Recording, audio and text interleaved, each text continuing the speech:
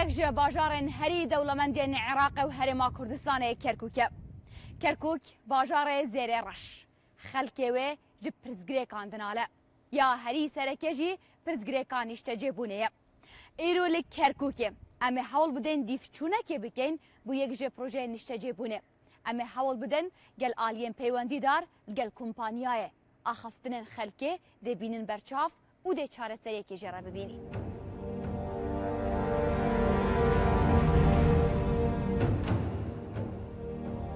Birayetî Sitî li bajarê Kerkûkê projeyekê kertê taybet e. Kompanya Yarîn Molet ji desteya berhênana Kerkûkê wergirtiye. Beriya 5 salan kar li ser drûstkirina 505 nîştecîbûnê hat kirin. Biryar bû piştî 2 salan ji destpêkirina karî xelk gilîlên malên xwe werbigirin. Lê piştî danazirete ji nût sedeya pereyê wan xaniyan heta niha çi behs li ser bidawîbûna projeyê nehatiye kirin. Beşek ji xwediyên wan xaniyan xwe pîşandanek li cihê projeyê saz kirin. Ewan daxwaz kirin taksî Remezan dûfçûnekê bû bike. ئێمە خاوەنی خانووەکانی ئەم پرۆژەین. ئێمەین کە پارەمان داوە. ئەمە گرێبەستەکەمانە. لە 19/12/2012 واژوو کراوە. دەبێت لە ماوەی 720 ڕۆژدا ئەم پرۆژەیە تەواو بکەن و خانووەکانمان پێ بدەن. کەواتە دەبوو لە ساڵی 2014 وەرمان بگرتایەتەوە. ئێمە ئەمڕۆ کە لە 2017 داین خانووەکان تەنیا هەیکەلە. هەندێک لە خانووەکانی دیکەش کە تەواو بوون کێشیان تێدایە. دیوارەکانی درزی بردون و هەندێک لە کەلوپەلەکانی کەم و کوڕیان هەیە. لە ڕاستیدا خانووەکان هەڵەیان تێدایە و تەواو نین. هەموو ئەوانەی لێرم 5 دەفتەر و 6 وەرەقیان داوە. من کە کەم ئەندام 11 ساڵە کار دەکەم و پارەکەم هێناوە بۆ ئێرە بەو خانووەم داوە. دەبێت لە ماوەی 2 ساڵدا مانگانە $500 بدەم پاشان خانووەکەم پێ بدەن. بەڵام هێشتان تەواو نەبووە. خەڵکی کەرکووک نییە خەڵکی کەرکووک ئەمە بێچکە لەمەی ئەمە سڵحوەک سڵحێکی عشایری وتی 21/3/2016 تەسلیمتان یەکەم ئەوە ئەویش تەواو بوو تەقریباً دوای 3 ساڵی تاخیری نەڵێ بڵێ دوای 3 ساڵ تاخیر خۆی خەلەلەکە لە کوایە خەلەلەکە لە ئیستثمارە ئێستا من خۆم پرسیار لە مدیری مەشروعەکە کردووە هەروە بە قسەیەکی وتم چەندێ تەکلیفەکە ئەم مەشروعە وتی $20 ملیۆن وەرگرتووە وتم ئەی چەندێکتان سەرف کردووە ئەڵێ وەڵا $20 ملیۆن سەرف کردووە وتم یعنی معنایە پیاوەیەک دیناری لەجوان خۆی دەرنەکردووە وانێ ئەمە خەلەل لە ئیستثمارە چۆن ئەم پیاوە خیتاب زمانی نییە پارەکە بۆ لە مەصرف نییە بۆ مهندسێکی مشرف بە گوێرەی ئیشەکان بۆی سەرف نەکردووە ئەگەر وا بووە ئەم پیاوە نێتوانین پارێمە بخوا مەسەڵەن بیناکە چەندێکی کردووە لە 100% پارێداتێ 120 داتێ لەبەر ئێمە هەموو پارەمان بدۆ لە مەصرف خاونومان ئێمە داواکارین محافظە على سوڵتەی تەنفیزیە لەم شارە ئەم ئەملاکە ئەم شوێنە ئەم ئەرزەهی ئەملاکی محافظەیە تۆ ملکێکی داوا بە خەڵک غێر بە دووەدا چوون کەی بزانە دوای ئەمە شتی کردووە ئەمە حەفری کردووە شاری کەرکووکە مەقاولێکی تیا نییە بەقەدەری ئەم پرۆژەیە بێ تاکو تۆ لە جێگایەکی کەوە مەقاولێکی سەختەتی بۆ ئێمە دێنی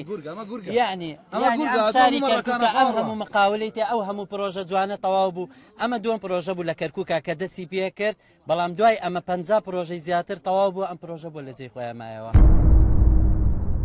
دۆلارمان کڕیوە بە طەبع عێراقی بە 146 وەرەقە بۆ ئەم دەموو چاوانە ئەمانەش ئەمە ئیشەکەیانە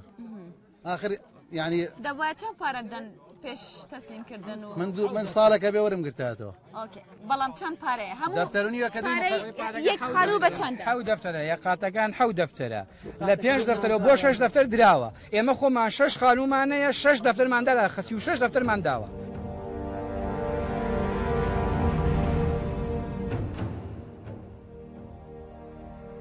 ئەندازیارە پرۆژەی یانجی نونەرێ کۆمپانیە ئەندازیار ئومێدەم ئەو لێڤێ دەرەیە ڕازیە بە کو دەرکەوە لەگەڵ خەڵکی باخەوە ئەو مەنەرگە خەڵکی گولێ بوو ئەمە بچ ژوور بەژێ بزانین ئەو چ دەبێژە سەلام باشی کاکومێت چما تو ناخوازی بێ دەربە باخەوی گرمه قلب ولقیه اما امجی هم ساعتك الودره خل ساعتك الودره همش بو خلکی 5 دقیقه در بکوه ما از زور گل خلکی آخوفتم یعنی از هکی آخوفتم مناقشه نه من قناعت بود چه کره زور بیان قناعت چه بو اوانه قناعت چه نبید حقی خویه یعنی هندک خلک های و قصه خوی کامل دای یعنی تاوی دای و یهاتی داوی حقی خویت کرد حسكم تشجر بواخفش بروانه يعني ما كرز قرتن بوانا جي لا اخر اخذتنا كومبانيا بالضبط يا خارجي دبيت مناقشه عملت وقت مناقشه چی نبی بوتشي برسيال بوتشي مناقشه اما مشكله مناقشتنا حل كده ما هنا حل كده فرموا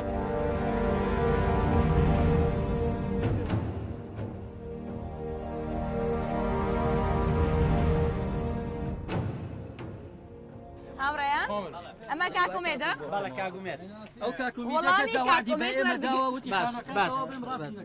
باش بلا من یکم جار کاگومێت ڕۆژی 4-5 تەلەفۆنی بۆ کەم نامەشی بۆ نێرم کە برادرشمە کە وەڵامی تەلەفۆنم ناداتەوە لەوەتی کە پرۆژەکە ڕاوەستاوە کاک دەستگار ڕای کردووە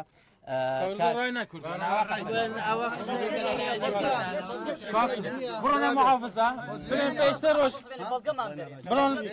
بڕۆنە محافزە بڵێن پێش سێ ڕۆژ بزانە کێ لەوێ بووە کێ کۆبوونەوەی هەبووە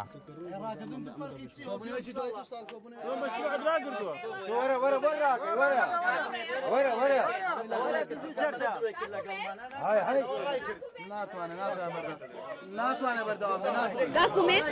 با سنجيكي كراوا ابيتو شوارك بيجي چونکە ئەمە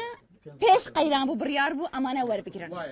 بە من مەڵێ کە پارەی خۆیان تاوا نەکردووە چونکە پارە نەبوو قەیران بوو اینجا بۆچی پێش قەیران تەواو نەبوو پیش قیران مجالی ما بود آخر اول 16/8/2017 موای هایکو آخر روز ما موای های موای بگیریم میگه علاقه قیران نبود میگه نه قیران دابون برای همین 5 ماه کرد کنگی و عقد توقع کردن دست بگه عقد توقع بس دست بگه عقد نویسیش روزا دست بگه نه شوله روزا دست بگه سالک پشتی عقده كاكومي باسي قيرانك شو علاقه بقيران كاكومي من كاتي داعش هجومي كربو كركوك من قسطن بو زنابتي انا بو ايرا كاتي كداعش هجومي كركوكي كر من قسطن بو زنابتي انا 15 اقساط هات را گرفتن یعنی نکرد بچه بود با ظروف قیران آنها بود خلق معاشمان کم بود نشون اقساط بدن بس 15/5/2015 حتی 15/6/2016 مشغول کرد به اقساط خلق پشتی که 15/8 کوبوناک ایره هاتا کردن باشه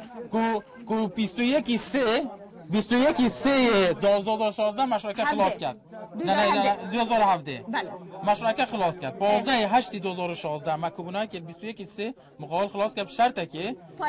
خلقکش یارمتی بداد کاک امید تود بيجي الجور اتفاقات يا كيران دي 21/3/2017 تسليم کرد نو کوبونای دو همه خلق هستن که همه یارمتی دارین هم در اقساط بودن باشه الجور نو کوبونای دو باش بودن همه در اقساط بودن كاكوميت تو اتفاق هذا محاميه وانا الجال كاك رزقاري كو سيروكي كومبانيا الجال كاك فلاحي سيروكي دسابر هنا كركوكيه چه بحث نهات یا کرن کود زیرتر پارا بدن هوا نکریش برو واجیوه ته گوتی کمپانیا گوتی نگید بشم تا گوتی کمپانیا گوتی اگر از همو تشتال گور مواصفات هندسی کامل نکم آبید کهرباء سولینن آبو سولینن خدمات نکم یک دقیقه هند غرامه بدن هند جزایه بدن هم جزایه دن اگر هیچ هم بجی نسبت اتفاق کرا که لبستودوی سی تواو نبیه دفتر لمهینه که بگیرتوا $10,000 بشکیتوا لپاری کلفی ازمالی مشروعه باشه بله حتی کنگی اگه کامل لبید 22 سه 22 بله 22 سه 23 سه ور نگرن خلق دي دفترك جعفوا بس أنا هي قانونية رسمية بوشي وقانونية لبري يسمى الشخص يقوم شرط دفتروني يوم دعوة نيو دفتر كم سون ورقر مو أجر استثمار إجراءاتي قانوني مضبوط بكرة من ناتم لم جرمايا هو سو هلا وهي إسفالي يشتين نخير إجراء قانوني ما كله محكمة دعم رفع كر قرار كم بردوا أمزر أم لا كان أجر هبوايا حدز مأكر پارەکەم لەوە ئەملاکە ئەسەندەوە تو پارێزەرێوی خەڵکی دە چەند دعوا لەسەر کۆمپانیایە بکرینە المەحکەمە دعوة عفوا يعني دعوة رفعكين بەڵێ مش بۆ خۆم داوە رفعنا کردووە بۆچی استفادەی نییە بۆچی استیفادەی ئەیوا بۆتم ڕوون کردەوە وا بۆتم ڕوون کردەوە من ئێستا داوام ڕفع کرد دادگا ڕۆڵی خۆ نابینە نەخێر بۆچی نەخێر نایدینە بۆچی نایدینە لەبەر ئەوەی وەک پێتم وت ئێستا ئەمە داوارە قەرارم وەرگە لە قازی لە محکەمە اکتساب دەرجە قەڵعی کرد با بڵێن دوای ساڵ و نیوەک چۆن تەنفیزی ئەکەی لەسەر چی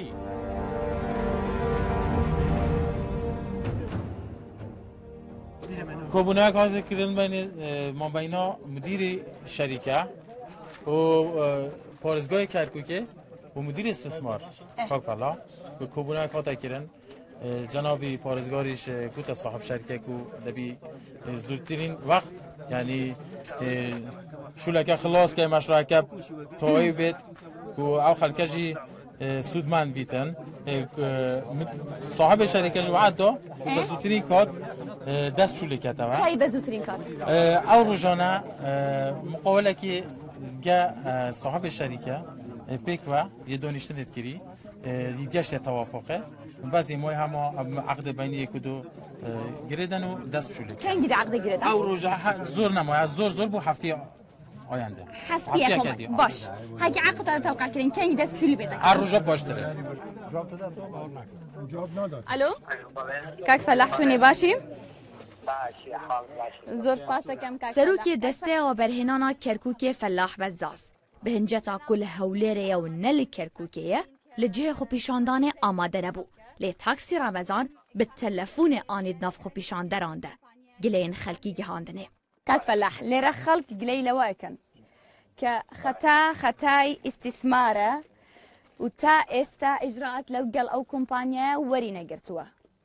یەکەم دووەم ئەڵێن ئەم کۆمپانیایە کە بە ئامادەبوونی ئێوەش بوو وعدیە کە لە 21/3/2017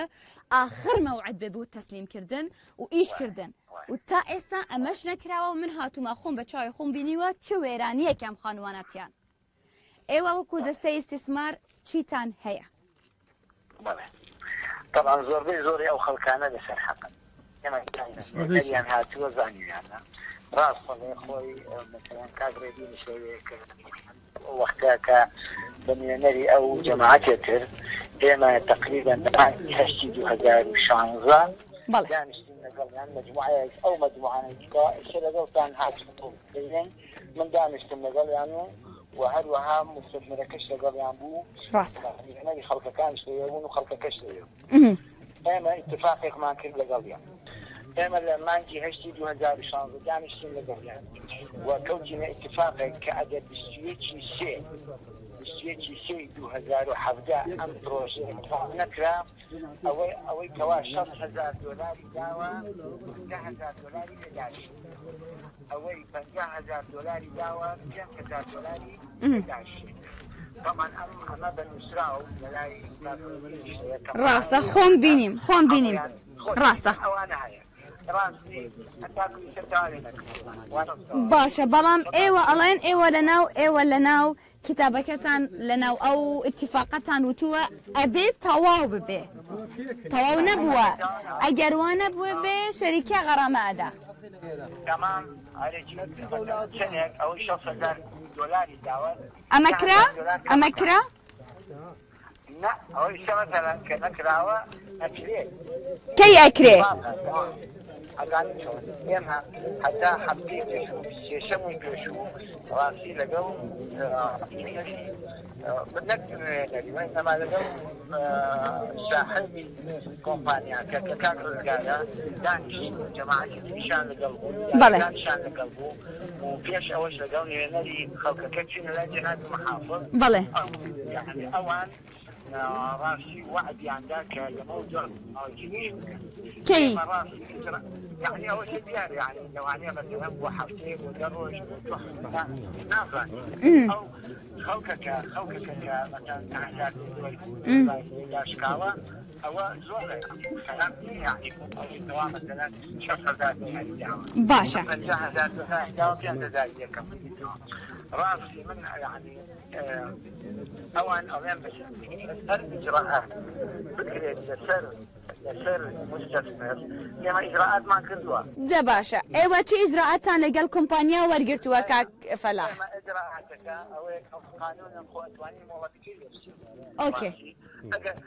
ئەی بۆچی مۆڵەتان لێ نەستاندووە لە جیاتی ئەوە کاک فەلاح ئێوە مەشروعێکی ترتان پێداوە ئەوەی کە زانیاریم هەیە لەسەری ئەمە ڕاست نییە؟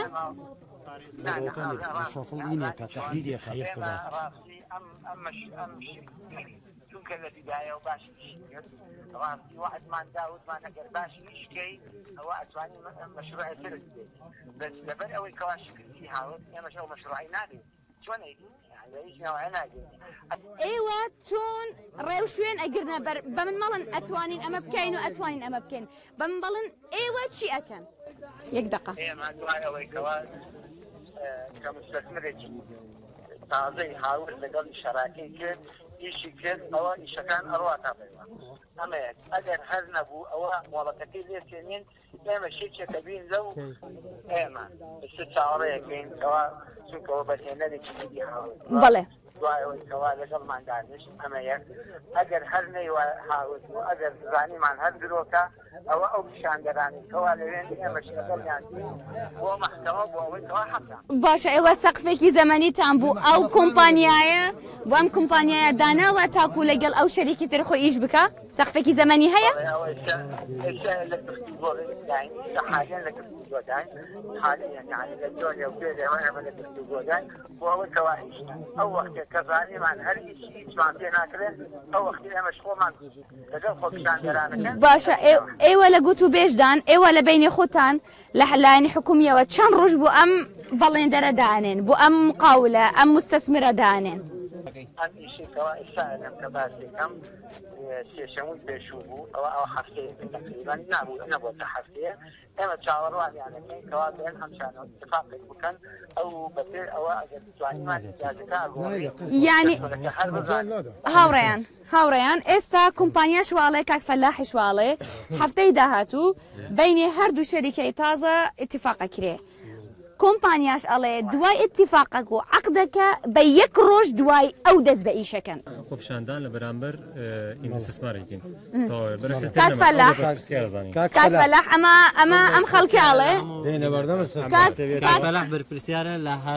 لهر هم اوش ثاني كروي دا ولا شيء كاك فلاح او قصي ايوه وكو وعد ورقيرا للاين خلقوا الين اجر تا حفتي داهاتو اما بو ايما نكره من بس قصي خلقي كاينم وانا من خوب شانداني خومان بين بردرقاي هاي اي استثمار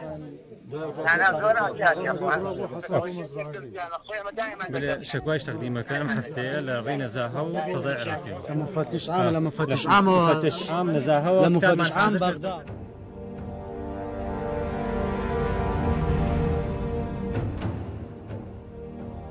نها چارەسەریya ku parêzgeha Kerkûkê û desteya berhênana evî bajarê û kompanya cî bicîkar ew e ku kompanyayeke din bînne serxet û projeyê bidawî bikin. Biryare dawiya vê hefteyê da her du kompanya bigihne rêkeftinekê û kar dubare dest pê bike. Lê dovçûna taksî Remezan bi dawî nabe.